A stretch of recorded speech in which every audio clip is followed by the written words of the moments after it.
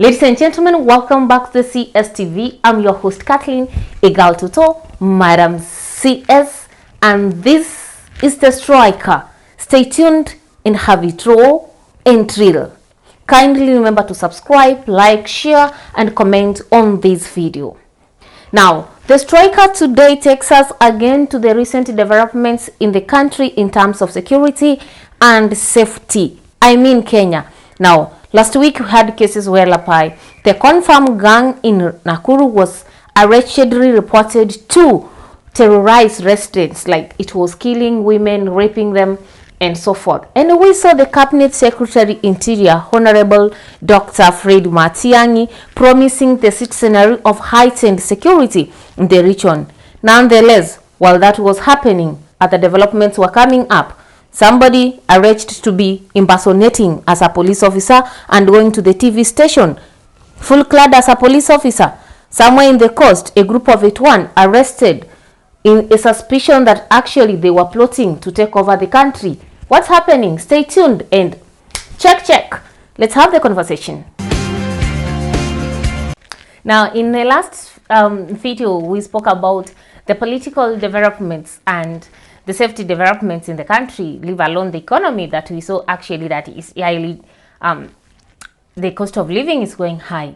Now, in today's discussion, actually, we're going to look at two things. First, in the past week, we had a case of one lady who is a political aspirant in Nairobi, going to the radio, to the TV stations, one of the loyal media company media stations, that is Inoro TV, and posing as a police officer in what the police office department says that actually she's not one of them. In this interview, the lady is calling out to the fellow police officers to come out and actually fought for her, and she said that the police officers has voting rights, and now she has been a police officer who is now into politics.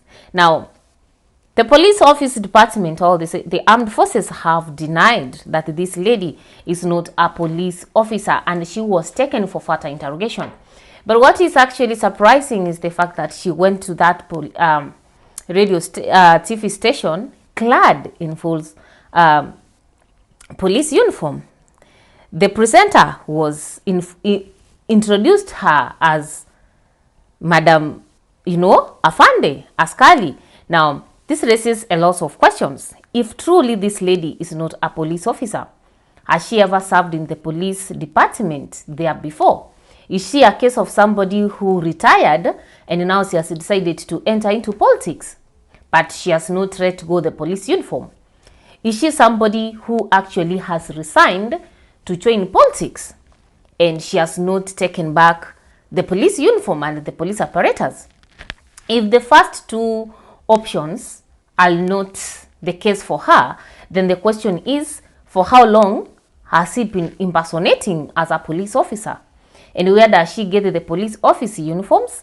And more importantly, how many crimes perhaps this attire and this impersonation has committed in the country? For example, how many people have been threatened by this lady that, I'm a police officer, I can do this, and maybe they have had to party with kitu kidogo, So for me, the question is not even that this lady came to the TV station, but the question has to do that if truly this lady has never been in the police service, if truly this lady has nothing to do with the police service, whether retired, whether resigned, whether suspended, then the audacity of coming even to a TV station and parading as one, then communicates a lot. That if actually she wasn't, or she has never been in the police service, then she is a case of high-end criminals or high-end impersonators who knows how to use the security language and the police language and attires to have their way around so easily, and even to threaten and intimidate the citizenry. And for me, again, what actually raises a lot of questions has to do with, this lady is a political aspirant. She's aspiring to be a member of parliament in Nairobi. And then it also raises the question of the integrity and the character of the people that have been cleared to run for political posts in the country, the kind of leaders that we are going to have after the August 9th elections. You know, if actually she's not a police officer, or she has nothing to do in association with the police officers, she's a leader who's parading, lying to the public that she's one. What is she capable of doing once she gets into power, or once she gets that position as a member of parliament? So for me, it raises a lot of questions concerning her integrity in terms of her political aspirations. It also raises question in terms of her criminal record, in terms of the use of police attires, and maybe she doesn't have the attires alone. Maybe she even has a gun. Who knows? I'm just curiously and loudly trying to imagine that if actually she is not a police officer. And for me, this is where I feel that when the police department says that the lady has been taken for interrogation and investigation, what is there to investigate? They are supposed to check their records. They should be able to have the records of these people and come out and say so and so is maybe an impersonator, or actually she was part of us and maybe she retired, she has resigned, or maybe she was suspended, but she's never returned the police attires, which is a mistake. Because I also find it so bad if this lady in one way or another has been in the police service and then the police service denies her, then it creates a very wrong image about her. But if truly she has been in the police service and maybe she has never returned the police attires, they should treat it as a different case altogether. That it should not come out as impersonation, but maybe as a case of somebody who was in the service but has never returned the police officer attires, and who's still trading on the same name. So that's the first case. The audacity, if truly she's not a police officer, to come to the TV station and parade as a police officer. You see, high level of, I don't know what to call it, confidence, audacity, criminology, I don't know. Then, away from that, we go to the coastal part of Kenya, specifically Kilifi. 81 people were arrested with an assembly of crude weapons in what has been reported to be have been a plot to take over the country. And these weapons have been likened to those one akin to the Mombasa Republican Council. That is this group MRC that has been calling for the idea that Pwani si Kenya. The group has always wanted the secession of the coastal part of Kenya from the latter Kenya. Now, these are 81 people who have assembled, and according to reports, they have been meeting every Wednesday for unknown reasons. That's what I got to gather from the sources. They have been meeting for every Wednesday for unknown reasons. So the question is, imagine 81 people meeting every Wednesday with an assembly, they have crude weapons also. The question is, where were these weapons going to be used? Who is bringing these people together? Because there's no way 81 people will just come together maraga vagalantry, they just come together haphazardly without a mission, without a leader, and so forth. So the question is, who is the leader of these 81 people? And then another thing is that when were they likely to actually attack, and who were they going to attack? And I'm raising all these questions because for a group like MRC, we rarely get to hear it during the days that when we are not in election mode. But during the election yelling period, if you look at the history of MRC, you will start yelling them in 2002, in 2007, in 2013, in 2017. The election here, that is the time you start hearing that group coming up. So it also raises questions on whether MRC actually is advocating for the true rights or the true position of the people of the coastal part of Kenya, or actually it is politically funded and instigated to disrupt some political unity or to disrupt some form of unity and tilt the voting pattern in favor of a certain candidate, Because why should the group be coming into the limelight during the electioneering period? And for me, we are around 1 month to the election, to the general elections. I think we are remaining with around 1 month and few days to cast our polls.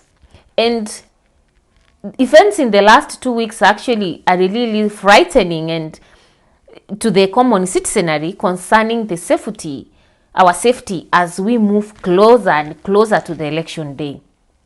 We are having groups that now are emerging all of a sudden, confirm gang in Nakuru is becoming something else. We have now in Kibokoni, people were crying that honestly something has to be done. The other day somebody was stabbed broad daylight. And now we have it one being arrested that they have been meeting, planning for something that is not exactly known. And this something is allegedly taken to be like they wanted to take over the country. So it raises questions concerning the security and the safety of the common citizenry. And for me, I believe this is the time that the Ministry of Interior and the Ministry of Defense are supposed to come together as two entities that are mandated with the security of this country, both internally and externally, and ensure that the common citizenry is actually safeguarded. We don't want to see a situation whereby during elections, people will be moving with everything that they have in different counties to go back home because they are not assured of their safety. And you know, this is one thing that makes Kenya's cost of living go high every time we go to the electioneering period. Why? Which business person or which investor will want to invest his money in a country where every time we are heading towards elections, political temperatures are rising and safety is reducing? Nobody will be assured that their business will be safe during the election time or even few weeks after the election time, because we have had cases of post-election violence, and these cases of election violence actually they are perpetrated not by one person, by a group of people, a group of young men and women who have been brought together by the kingpins to unleash violence to the presupposed enemies. So you see, right now as the country is grappling with high cost of living, which one has been facilitated by the war in Ukraine that we cannot run away from, and two, by the political situation in the country right now, the question will be, how worse will it get as we enter the election time? You know, every day the number of days are reducing as we come nearer to the election date. What's going to happen? And this is a call that then these two ministries, the Ministry of Interior and the Ministry of Defense, should come together and heighten security in the country, both internally and externally. We don't want to see leaders standing in podiums and assuring us security when people are being murdered. People assuring us security when we are getting reports of a group of people coming together every Wednesday planning of unknown things. We want to see those police on the ground. We want to see that security heightened. The Kenyan citizenry wants to feel safe in Kenyan soil, especially at this particular time. And I think it is high time that the government or the state apparatus of security are employed at this particular time. This is not the time to promise. This is not the time to threaten. You can never threaten a gang, because these people also work on revenge. It's either you are going to act or they are going to act before you act. You know, because for gangs, the state is the enemy. So these are two enemies who are looking at each other. And you cannot be standing there, you know, threatening, we will do this, we will do this. No, do something. The Kenyan citizenry want to feel safe. People want to vote. People want, you know, to have peaceful elections. People want to feel safe even as we move to these elections. And for me, it's a call to every Kenyan that whatever suspicious activity you spot right now, if you spot somebody suspicious within your neighborhood, don't just keep quiet. Speak it out, because you never know. We are in the electioneering period. We have crooks who are plotting violence against others. We have crooks who are disturbing the peace and the unity in some neighborhoods, and therefore it is our responsibility that actually we safeguard each other. Otherwise, stay tuned. The CSTV will bring you more news and more information as we get it. Stay tuned, have it raw and real.